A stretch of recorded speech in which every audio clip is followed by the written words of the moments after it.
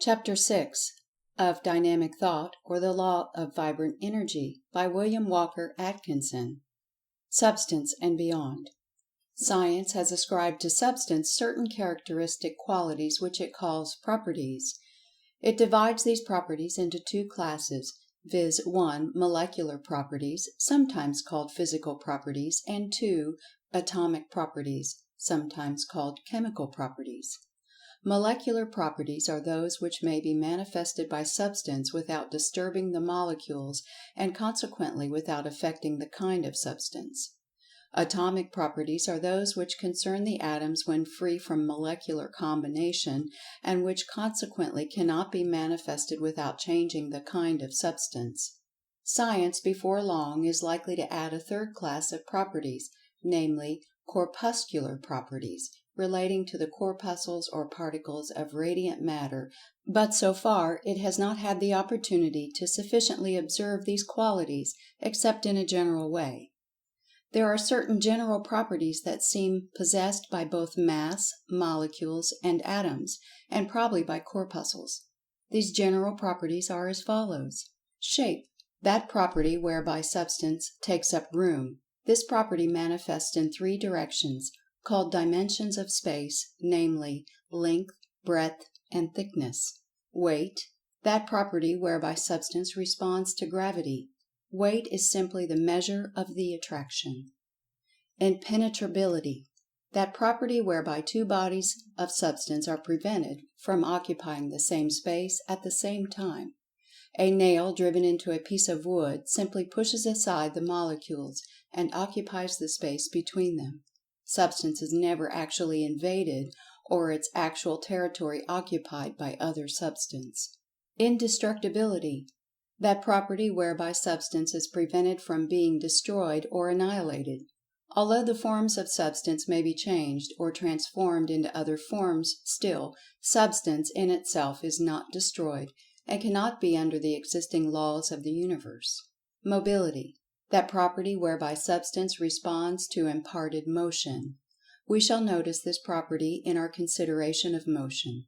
In addition to the motion of the mass, and the movements of molecules and atoms in response to its attraction, there is another form of motion constantly going on, without reference to the attraction or impressed motion of the mass. The molecules of all bodies are always in a state of rapid motion, called vibration. In solids this vibration is short, being restrained by the close cohesive position of the molecules.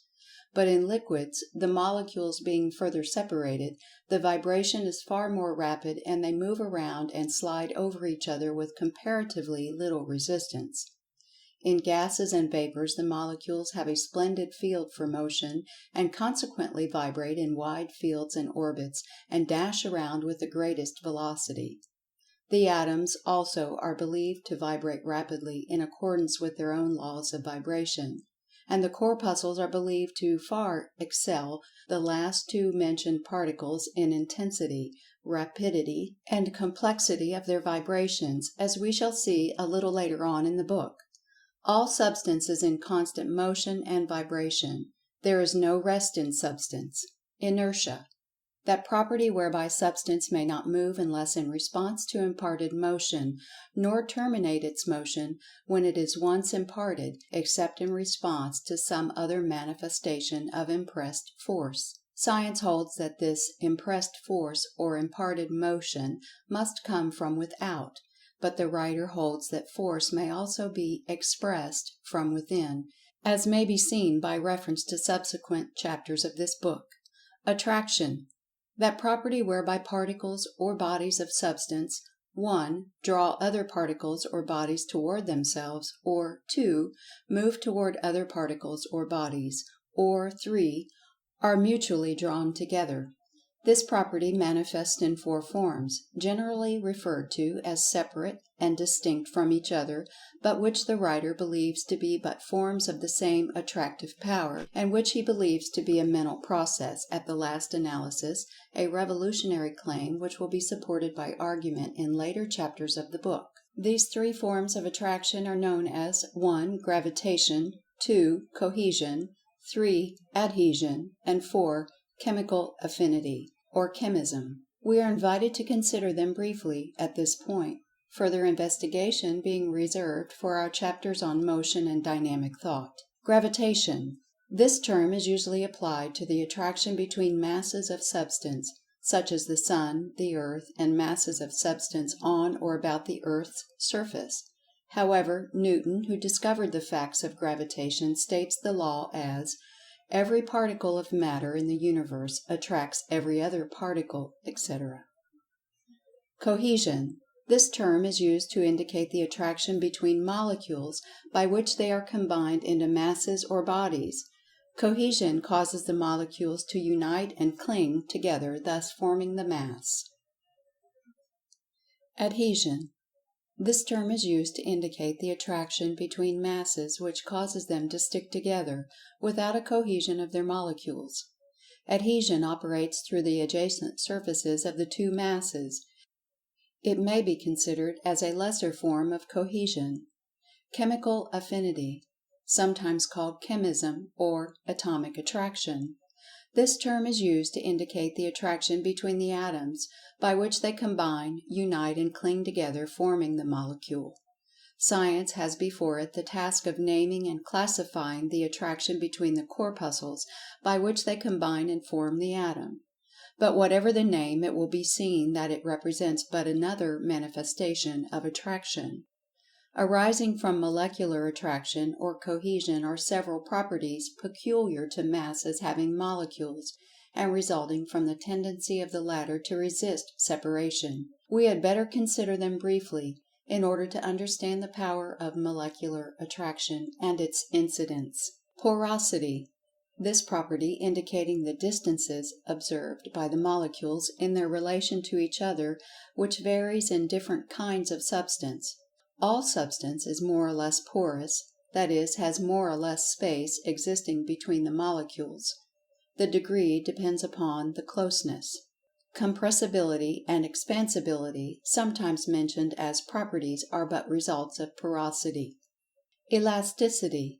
That property whereby bodies resume their original size and form after having been compressed, expanded, or bent. The result is caused by the inclination of the molecules to resume their original positions. What is sometimes called plasticity is merely the reverse of elasticity, and denotes a limited degree of the latter. Hardness. That condition resulting from molecular attraction resisting the forcible entrance and passage of other substance between the molecules. Tenacity. That condition resulting from molecular attraction resisting the forcible pulling asunder or tearing apart of the mass. This condition sometimes is called toughness. Malleability. That condition resulting from molecular attraction resisting the forcible separation of the mass by pounding, hammering, or pressure. The resistance is passive, and consists of the molecules allowing themselves to assume a spread-out formation rather than to be forced apart. Ductility. That condition resulting from molecular attraction resisting the forcible separation of the mass by a drawing-out process. The resistance is passive, and consists of the molecules allowing themselves to be drawn out into a formation of the shape of wire or thread, rather than to be pulled apart. In any of the above cases we may intelligently and with propriety substitute the words molecules by means of cohesion, resisting, etc., for the terms above used, molecular attraction, resisting, etc. All masses of substance, probably molecules as well, are capable of expansion and contraction, both phenomena in fact and in degree resulting from the relation of the molecules. Contraction is a crowding together of the molecules, expansion a getting apart of them. Density, the amount of substance in relation to a given bulk. Volume, the size or bulk of a body of substance. Mass, besides being used to designate a body of substance composed of two or more molecules, the term mass is used to designate the total quantity of substance in a body. An application of the above terms may be seen in the following illustration. A quart of water occupies a certain space, and has a certain volume, mass, and density. Convert the same mass of water into steam and it expands to a volume of 1,700 times that of water, but as no molecules have been added the mass remains the same. But as a quart of steam weighs 1,700 times less than the same volume of water, the density of steam is 1,700 times less than that of water. As the volume of a given mass increases, the density decreases in the same proportion, but the mass remains the same. Mass therefore has two factors, i.e., volume and density. The density of a mass is determined by the weight of a certain volume of it. The above consideration of the properties of Substance dealt only with the molecular properties, or physical properties, as they are sometimes called, that is, with properties depending upon the existence of the molecules. When we consider the molecules as being composed of atoms, and when we consider the processes whereby these molecules are built up of, or broken down through the separation of atoms, we come to the subject of atomic properties, or chemical properties, as they are often called. The atomic properties of Substance consist principally in the power and manifestation of motion, in the direction of combination, separation, and the complex motions resulting from the same. This motion is manifested by reason of atomic attraction, sometimes called chemical affinity, which we shall consider a little later on in this chapter. Atomic principles, as above mentioned, are best illustrated by a reference to chemical changes, and we shall now examine the same. And the better way to consider chemical changes is by comparing them with physical changes, or changes of the molecules. Some physical changes in Substance are brought about by heat, which tends to separate the molecules, or rather to allow them to spread out away from each other, so long as the high temperature is maintained, the degree of their nearness being influenced by temperature. Other physical changes are produced by outside forces, separating the molecules to such an extent, to such a distance, that their cohesive force is lost, and the solid matter is said to be broken, or even reduced to dust.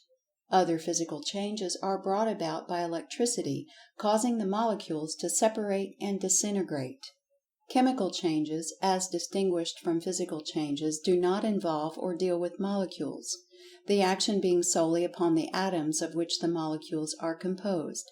Physical changes separate molecules from each other, while chemical changes destroy and break up the molecule, so that its identity is forever lost, its atoms therefore either existing free-form combinations, or else recombining with other atoms and forming new combinations.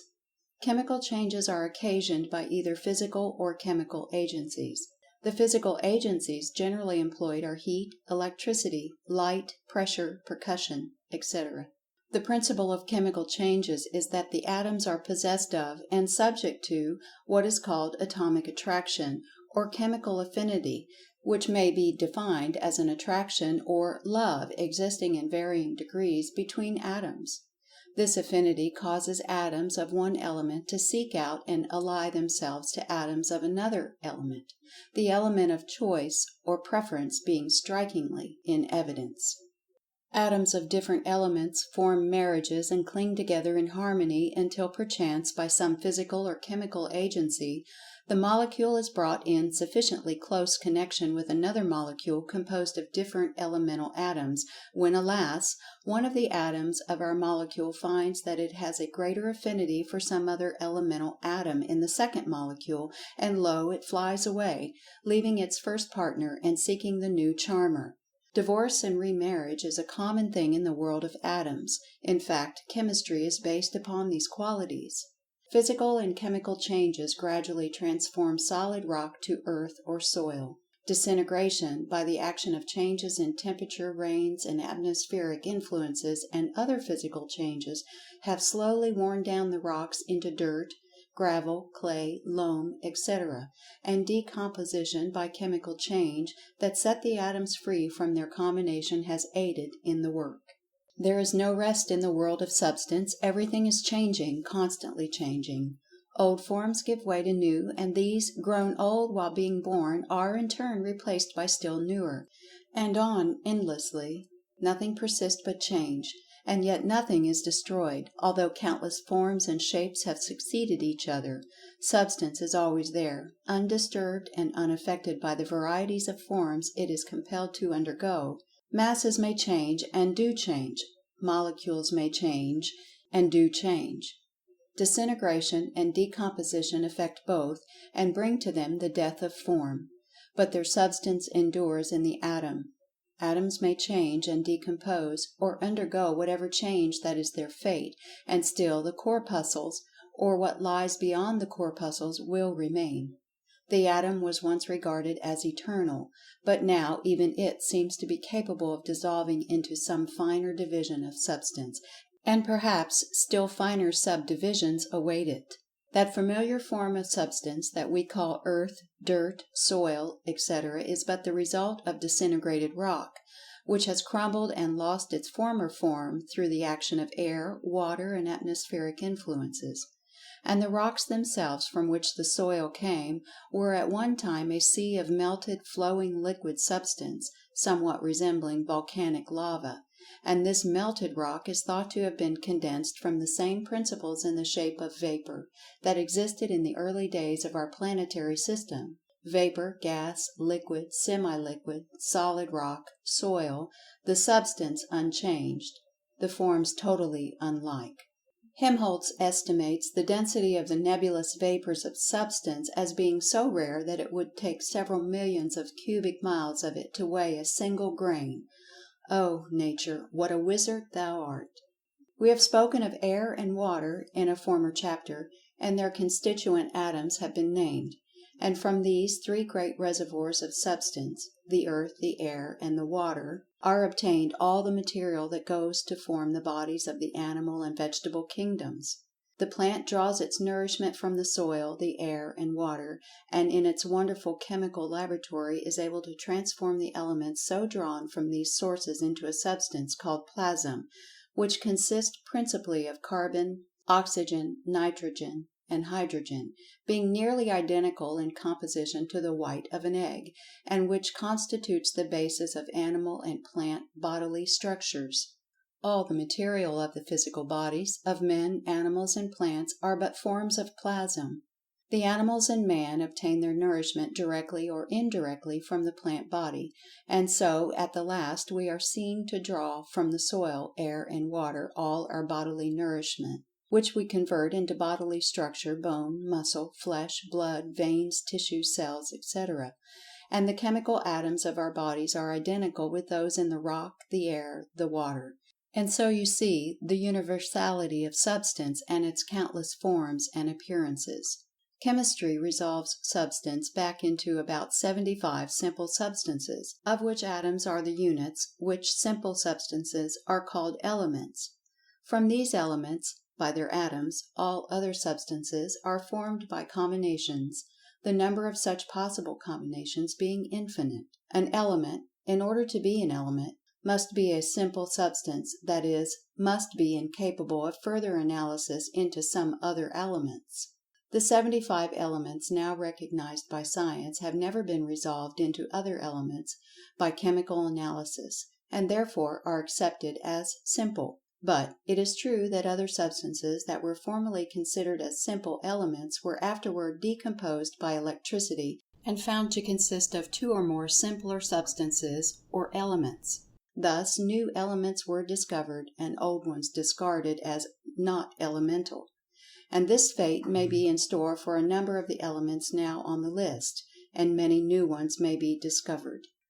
For a long time science was endeavoring to trace all elements back to hydrogen, the latter being considered the ultimate element, and its atoms composing all the other atoms under varying conditions, etc. But this theory is now almost abandoned, and science rests on its list of 75 elements, the atoms of which are composed of electrons. Some have hazarded the theory that the elements were all forms of ether (see next chapter), their apparent differences resulting merely from the varying rate of vibration, etc. And in fact such theory was about finally adopted as a working hypothesis until the discovery of the corpuscle. Everything in substance now seems to be moving back to the corpuscle, as we shall see a little further on. The following is a list of the principal elements known to science today: aluminum, antimony, arsenic, barium, bismuth, boron, bromine, cadmium, calcium, carbon, chlorine, chromium, cobalt, copper, fluorine, gold, hydrogen, iodine, iron, lead, magnesium, manganese, mercury, nickel, nitrogen, oxygen, phosphorus, platinum, potassium, radium, silicon, silver, sodium, strontium, sulfur, tin, zinc. Of the above, hydrogen is by far the lightest in weight.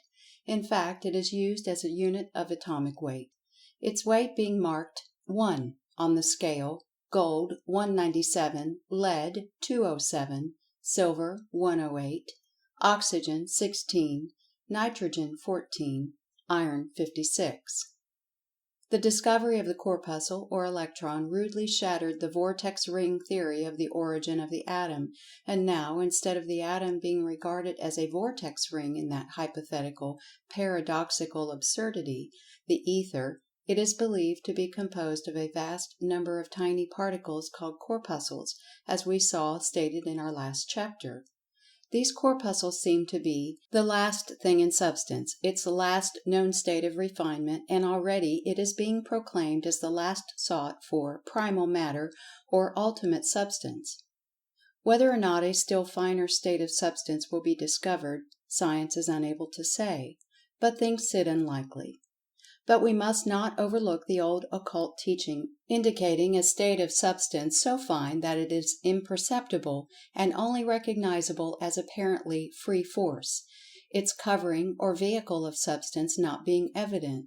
This would seem to indicate a still further refinement of Substance, although perhaps the corpuscle or electron will answer to fill the bill in the case. As to the corpuscle being primal Substance, it must be admitted that its advocates have presented a very strong case.